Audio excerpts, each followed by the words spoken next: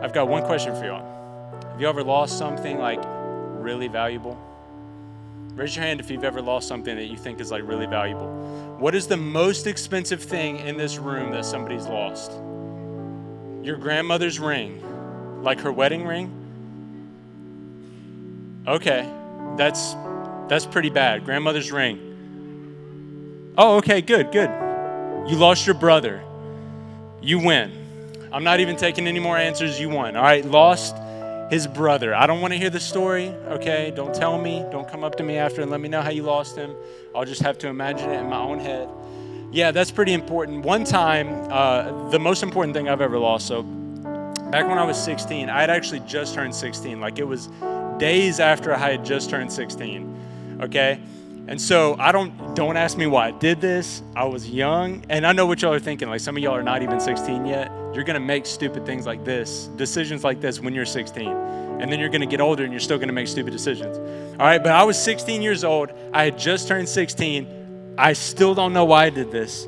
Took all the money out of my bank account, okay? I don't wanna tell you how much it was, but it was in the hundreds, all right? I was a rich dude. For 16, all right? I didn't have a job, but I had a couple $100, all right? So I took all my money out of my account, put it in my wallet. I don't know why I did this, okay?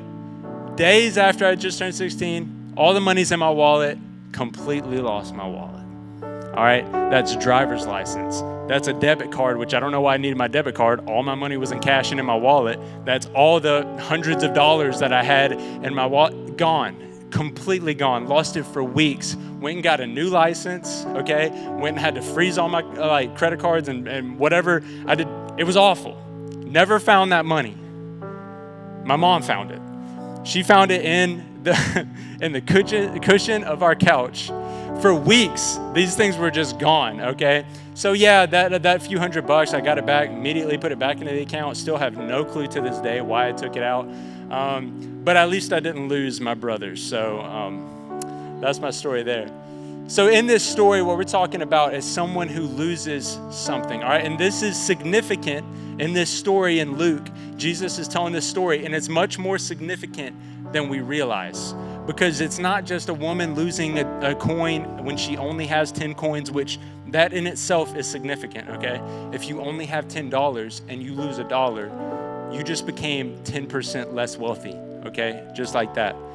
And so it is significant that she loses that much of her money, which is 10%, but it's even more significant because this is actually an analogy to a wedding. This is really cool, because those 10 coins actually is what a new bride would receive on her wedding day as a wedding gift. It's basically like her engagement ring or her wedding ring, right? So this is super significant. It's really important. It's not just 10, it's not just a coin that she loses out of 10 coins. It's actually symbolic, and it has sentimental value. And so it's much more important than just the money that we're seeing. And that brings me to my first point, is that you are valued higher than you know.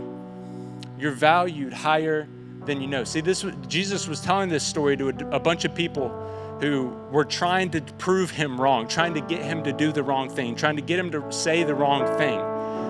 But it was even more significant than the story that he told, because the thing that was lost, the coin that was lost, was more than just money. It was actually something very sentimental. It was important to him. It was important to the bride who lost it. So you are higher, you're valued even higher than you know. If you could try to put a number on yourself, I promise we can't count high enough. We can't even think high enough. The Bible says that our thoughts are not high enough to know all the things that God has planned for us. He sees us in such a higher light than you realize. I wish I could describe it to you, but I'm literally unable to describe the way that God sees you.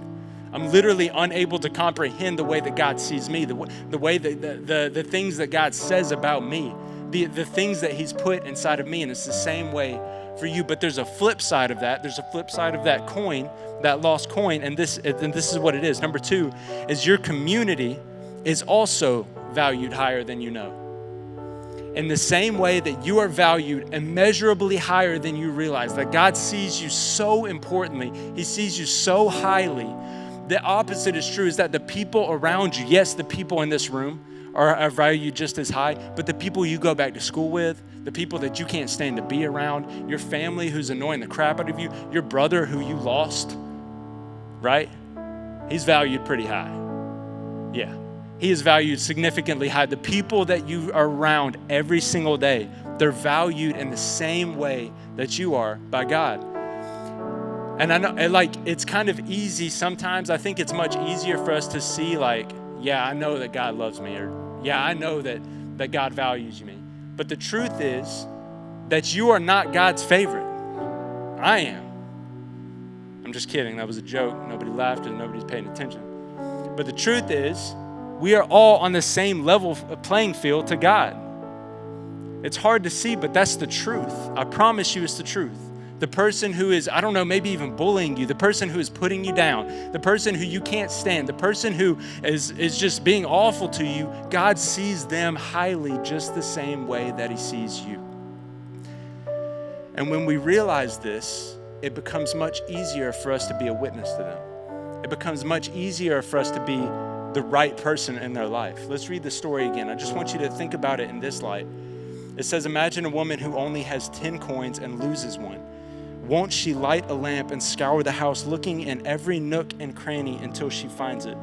And when she finds it, you can be sure that she'll call her friends and neighbors, celebrate with me, I found my lost coin. Count on it. That's the kind of party God's angels throw every time one lost soul turns to God. See, there was a point in our life when we read this story, and there's a point, many of you are in this place right now, where you read this story, and your purpose in the story, you are the coin.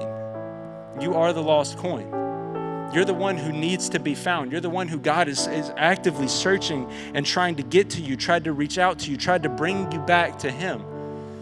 But then, on the flip side of that, once we've been found, once we've been brought into the family, once we are his son, once we are his daughter, we're actually the woman looking for the coin. And I believe that's where most of us in this room are today, is that our mission does not start and stop in this room. Our mission can start here, but our mission goes out there. And our mission on this earth, we just went through a series called Equip the Saints, where we tried to equip you guys to do the work of the ministry. It's not my job to do the work of the ministry. My job is to equip you to do the work of the ministry.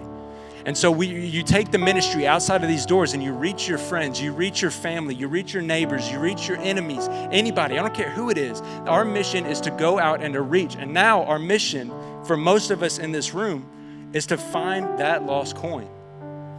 And you go to school with them every single day. Some of you go to work with them every single day. Maybe you go home to them every single day. They're in your house. Whatever the case is, we're interacting with people every single day who is that lost coin. And God has been reaching, God has been searching, God has been looking around trying to find them, and he sent you to find them. That's what brings us to our third point, is that he values your community so highly that he sent you. He values the people around you so highly that he placed you in their life. He values your friends. He values your friend group. He values your teachers. He values your family that you go back to. He values the people that you can't stand enough to put you in their life. You guys are doing the work of the ministry. I can only reach like a handful of people in my lifetime. But could you imagine if what I could do, every single one of you guys could do as well? Think about how many people we would reach. I believe that if we start today, if we start reaching people now, if we start this week, we go back into our school tomorrow and we just start reaching people for Jesus, we can look back in 10 years and the city of Cullman is going to be completely different. That's why it's so important that we are reaching, we're searching. Look at how vigorously this woman in this story is searching for that coin. She lights it. Nothing's going to stop her from finding this thing. That's the way that we are called to be. And we know that's what God's doing every single day. He's searching, he's looking, he's finding, he's going to stop at nothing. I want us to be the same way. I want us to be the same way. So